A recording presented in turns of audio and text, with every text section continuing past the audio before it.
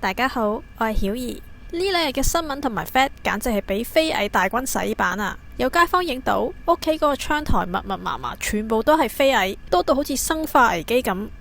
有人話夜晚開住燈睇電視，啲飛蟻係咁啪啪啪咁撞埋個熒幕度，直頭以為有人掉石仔添啊！最誇張係有住喺30幾樓嘅高層住戶，以為高處不勝寒啊，點知一開窗，非蟻大軍竟然隨風而上，成千上萬隻湧入屋，場面真係壯觀到令人懷疑人生啊！Paper Hill， 搞咩呢排咁多飛蟻呢？專家話呢啲飛蟻其實係繁殖型嘅白蟻，每逢4到7月，特別係落雨前夕，天氣悶熱潮濕嘅日子，佢哋就會傾巢而出，進行佢哋所謂嘅分飛。簡單嚟講，就係出嚟揾對象結婚啊！大家千祈唔好以為佢只係飛嚟飛去咁簡單。一旦佢哋揾到伴侶，降落喺你屋企，就會做一件好決絕嘅事——斷翼。佢哋會截斷自己對翼，變成爬行嘅形態。呢個時候，佢哋就會正式咁樣升級做白蟻噶啦。如果話飛蟻飛入屋係一場驚慄片，咁白蟻築巢就係一場長達幾年嘅無聲恐怖片。點解連滅蟲專家見到白蟻都會面色大變？因為白蟻被譽為房屋結構性嘅癌症，帶嚟嘅禍害簡直係一級性毀滅啊！首先，佢會將成間屋都變成佢嘅食糧。好多人以為白蟻只係食木頭，錯啦！白蟻食嘅係纖維素。除咗木地板、門框、衣櫃之外，佢哋仲會食書本同埋文件。如果你屋企有珍貴嘅相簿、舊信件，甚至係放喺櫃底嘅銀紙，白蟻可以喺幾個星期之內將佢哋咬到碎晒，變成一堆廢紙屑啊！佢哋仲會令你間屋結構性崩塌，因為佢哋最中意食屋頂嘅木樑或者承重嘅位置。專家分析過一啲案例，有啲老人家住嘅舊屋，因為俾白蟻食到空咗嗰個橫樑，成個天花板突然塌咗落嚟啊！呢一種已經唔係咬壞家私咁簡單，直頭係攞你命啊！第二，物理性攻擊。白蟻最恐怖嘅地方係佢會分泌蟻酸，一種酸性嘅物質，具有極強嘅腐蝕性，連石屎、混凝土同埋塑膠電線都可以俾佢食穿。佢哋蝕穿咗電線之後，會導致電線短路，甚至引起火災。第三，佢哋係隱形殺手。白蟻唔中意見到光，佢哋永遠係喺入邊食嘢嘅。你可以試下敲下個門框，如果聽到咚咚聲，好似空心咁，或者發現門框邊位出現一條好似泥土咁嘅蟻路，其實代表佢哋已經喺度住咗幾年，繁殖咗成千上萬隻。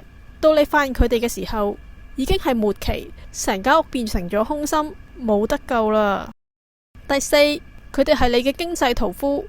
喺香港，如果白蟻患嚴重到要揾專業人士大搞嘅話，由檢查、鑽窿、打藥到全屋嘅藥理系統，閒閒地都要幾千蚊至幾萬蚊。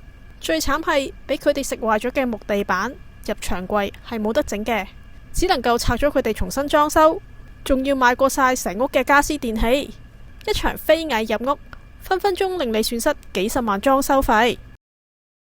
要對付飛蟻，首先最重要嘅係學識防守。先講講千祈唔好做嘅錯誤示範，例如千祈唔好打開個大門吹風。你以為通風好正啊，其實只係開門請客。因為飛蟻有趨光性，你屋企盞燈對於佢哋嚟講簡直係黑夜明燈啊！亦都唔好開晒全屋最白最閃嘅燈，因為飛蟻最中意白光。如果你開住射燈嘅話，佢哋會以為去咗紅館開演唱會，全部衝晒過去你度。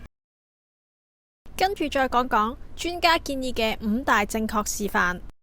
第一，拉簾閂窗，呢個係最直接嘅，唔好俾光線漏出去，亦都唔好俾位佢哋入嚟。第二，加裝蚊網。蚊網雖然主要係防蚊，但係對飛蟻都一樣有效嘅。第三，用黃燈取代白燈。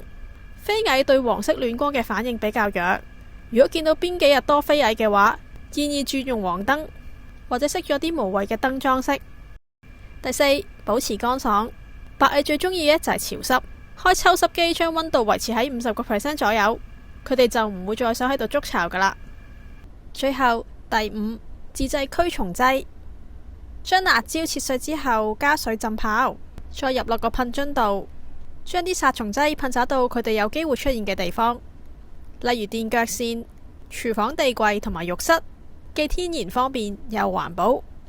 如果冇辣椒嘅話，用檸檬水或者白醋都有同樣嘅效果。如果已經有少量飛蟻入咗屋，咁又點算呢？專家話水盆陷阱係最傳統、最強大嘅 DIY 招數，做法非常之簡單。首先呢，就係拎個大水盆，裝入啲清水，再加幾滴洗潔精，用嚟破壞水嘅張力，等佢哋一跌入去呢，就沉底。然後喺水盆上面打盞燈，或者用電筒直接照射水面。佢嘅原理係令到啲飛蟻見到水面上面反射嘅強光，會以為係光源，一個頭中埋去，結果就全軍覆沒啦。除此之外，如果飛蟻已經入咗你屋企，就必須要防止佢哋築巢繁殖。牆腳線、廁所門腳、廁所洗手盆下邊嘅木櫃或者廚房星盆等等陰暗潮濕嘅角落，就係飛蟻繁殖嘅最佳地方。所以必須多加留意呢啲角落係咪有出現滲水，並且及時用英泥或者玻璃膠等等去修葺同埋填補裂縫，亦都要定期咁用吸塵機清理房間嘅角落，咁樣可以進一步防止飛蟻停留。專家亦都提醒啦，好多人見到飛蟻就噴殺蟲劑，佢哋話如果你見到飛蟻喺度飛，噴殺蟲劑係有用嘅，但係如果你發現屋企已經有白蟻竇嘅話，反而千祈唔好亂噴。因為殺蟲劑會令到白蟻受驚四散，搬到去好似牆身深處更加隱蔽嘅地方築巢，反而更加會令到蟻患擴散，到時就真係神仙難救啦。總結啦，見到飛蟻唔需要太驚，佢哋並唔會主動咬人，目標只係想揾個潮濕嘅木質角落安家落戶。建議如果發現周邊有飛蟻嘅話，記得幫自己、幫長輩或者鄰居檢查下。窗有冇閂好？窗簾有冇拉埋？唔用嘅燈有冇熄？如果發現屋企已經出現咗一條條蟻路，或者木家私有無故嘅粉末，就要即刻揾滅蟲公司處理啦。記住，千祈唔好自己喐佢，因為你整爛咗佢條路，佢哋就唔會再行嗰度，反而會令滅蟲公司揾唔到佢哋嘅足跡。希望大家都可以平安度過呢個飛蟻季，守住自己嘅安樂窩啦。好啦，我今日嘅分享就嚟到呢度，多謝大家收睇。唔知大家又有冇試過俾飛蟻白蟻攻陷嘅慘痛經歷呢？仲有冇收埋啲咩妙招可以對付佢哋？歡迎留言討論，一齊傾下偈。覺得呢條影片有用嘅話，記得按 like、訂閱、分享出去，同埋 follow 我嘅 IG， 多多支持我創作更加多有用嘅影片分享俾大家。我哋下次見啦，拜拜。